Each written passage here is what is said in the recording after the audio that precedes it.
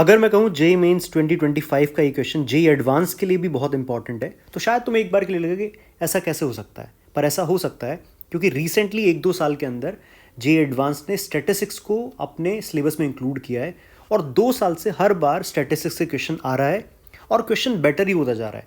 और जबकि JEE mains में स्टैटिस्टिक्स चैप्टर काफ़ी टाइम से है, तो जेई एडवांस के क्वेश्चन तुम्हें जेई मेंस से मिलते जुलते दिख सकते हैं। तो इस क्वेश्चन को समझते हैं। तो यहाँ पर हमें दे रखा है x1 से लेके x10 10 ऑब्जर्वेशंस दे रखी है सच दैट ये दो हमें वैल्यूज़ बता रखी है, बीटा ग्रेटर देन 2 मेंशन कर रखा है और वेरिएंस दे रखा है 4/5। उसके बाद म्यू और sigma square respectively mean and variance of this series, मतलब इन ऑब्जर्वेशंस का मीन एंड वेरिएंस हमें बता रखा है। तो हमें बीटा म्यू सिग्मा स्क्वायर पता करना है। तो स्टार्ट अगर मैं करूं तो इन दो इन्फॉर्मेशन से अगर हम पहले ये देख लें कि वेरिएंस हमें पता है, तो मैं लिख सकता हूँ summation of X I square upon N minus summation of X I upon N का होल स्क्वायर। ये है वेरिएंस, एक तरह से वेरिएंस का फॉर्मूला। और अगर मैं अंडर रूट लगा दूंगा तो ये स्टैंडर्ड डिविएशन बन जाएगा। तो अब इंटरेस्टिंग चीज़ वेरिएंस के साथ में ही होती है, वेरिएंस और स्टैंडर्ड डिविएशन दोनों के साथ में, कि अगर ऑब्जर्वेशन एक्स आई में सब में से मैं अगर कुछ एक कांस्टेंट वैल्यू हटा देता हूं तो भी वेरिएंस नहीं बदलता।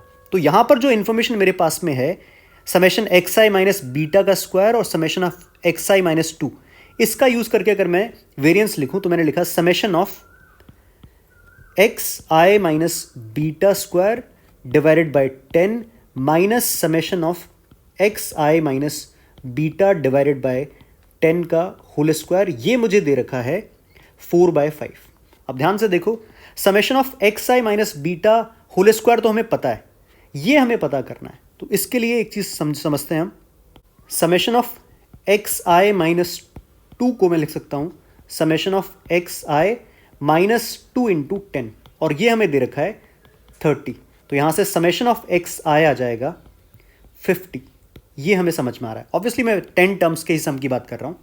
तो summation of X I minus beta अगर हम पता करें तो ये रहने वाला है summation of X I minus 10 times beta. तो ये बन गया मेरे पास में 50 माइनस 10 बीटा। अब इसका यूज़ अगर मैं इस फॉर्मूले में कर लूँ तो हमें बीटा की वैल्यू मिल सकती है। तो यहाँ पर मैंने लिखा, तो summation of X I minus beta का होल स्क्वायर 98 अपॉन 10 माइनस, ये चीज़ देखो, summation of X I minus beta का होल स्क्वायर। तो ये मेरे पास में है 50 माइनस 10 बीटा डिवाइडेड बाय 10 का होल स्क्वायर और इक्वल्स टू है 4/5। इसको थोड़ा सिंप्लीफाई करते हैं तो 98/10 मतलब 9.8 माइनस, इधर दिख रहा है मुझे 5 माइनस बीटा का whole square is equal to 0.8। तो ये दिख रहा है मुझे 5 माइनस बीटा का whole square is 9। Next step पर 5 माइनस बीटा का मॉड इज 3। तो यहाँ से मुझे दिख रहा है या तो 5 माइनस बीटा 3 है या फिर 5 माइनस बीटा माइनस 3 है। तो बीटा एक तो मुझे दिख रहा है 2, एक दिख रहा है मुझे बीटा 8। क्वेश्चन में ही मेंशन कर रखा है कि बीटा ग्रेटर देन 2 है, तो बीटा 2 रिजेक्ट हो जाएगा और बीटा हमारे पास में आ जाएगा 8। तो इतना काम तो हमारा हुआ, बीटा की वैल्यू हमें पता चली। अब उसके बाद इस सीरीज के बारे में बात हो रही है, twice of x1 minus 1 plus 4 beta. दूसरा नंबर है twice of x2 minus 1 plus 4 beta and up to twice of x10 minus 1 plus 4 beta.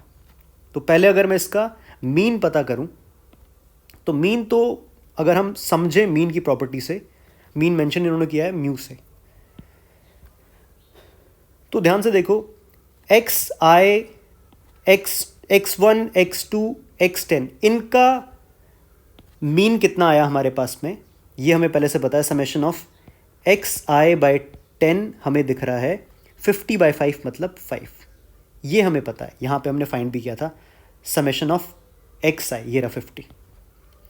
तो उसके बाद में हम सब में अगर 4 बीटा ऐड कर रहे हैं, पहले अगर इसको इधर से अगर हम समझे तो पहले हम x1 माइनस 1, x2 माइनस 1 सब में से -1 कर रहे हैं, तो हमारा मीन भी क्या हो जाएगा 5 माइनस 1 हो जाएगा।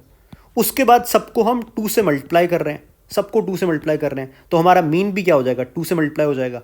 और उसके बाद सब में हम 4 बीटा ऐड कर रहे हैं हर टर्म्स के अंदर, हर ऑब्जर्वेशन के अंदर, तो प्लस 4 बीटा भी हो जाएगा। तो इसका मतलब म्यू हमें दिख रहा है 8 प्लस 4 बीटा।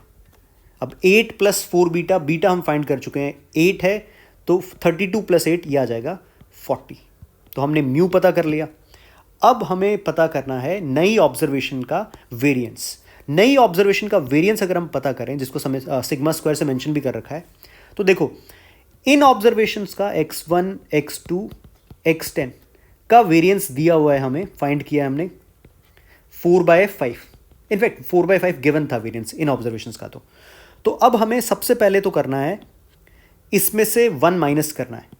तो x -1 करा, मतलब x1 -1, x2 -1, x10 -1।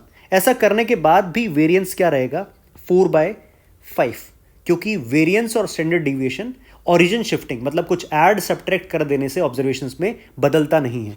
अब उसके बाद हमें इसको करना है 2 से मल्टीप्लाई, 2x1 -1, 2x2 -1, 2x10 -1। तो 2 से मल्टीप्लाई कर दिया हमने हर ऑब्जर्वेशन को, इसको बोलते हैं स्केल चेंज। तो अगर स्केल हमने चेंज कर दिया, मतलब ट्वाइस कर दिया है, तो वेरिएंस हो जाएगा 2 स्क्वायर टाइम्स। तो नया वेरिएंस हो जाएगा 2 स्क्वायर इंटू 4/5। और उसी तरह से उसके बाद उसमें क्या ऐड कर दिया है, 2x1 -1 प्लस 4 बीटा। फिर से यहाँ पर ऑरिजिन शिफ्टिंग करी गई है, तो ऑरिजिन शिफ्टिंग से वेरिएंस को फर्क नहीं पड़ेगा। तो अभी भी वेरिएंस क्या रहेगा, सेम 16/5 ही रहेगा। तो ध्यान रखना कि अगर हम स्केल चेंज करते हैं तो वेरिएंस हो जाता है, जैसे मान लो मैंने k से मल्टीप्लाई किया ऑब्जर्वेशंस को, तो वेरिएंस हो जाएगा k स्क्वायर। और स्टैंडर्ड डिविएशन क्या रहेगा, मॉड k रहेगा, मतलब मॉड k टाइम्स। अब हमारे पास सारी इंफॉर्मेशन आ चुकी है। हमें पता करना है beta mu by sigma square. हमें पता करना है beta mu by sigma square. Beta है हमारे पास में, हमने अभी फाइंड किया था 8 है, म्यू आ रहा है हमारे पास में, म्यू कितना आया 40, और सिग्मा स्क्वायर है 16/5। तो ये कैंसिल हो 2 पर, ये कैंसिल हो 20 पर, आंसर रहेगा 20 × 5, 100 इसका आंसर रहेगा।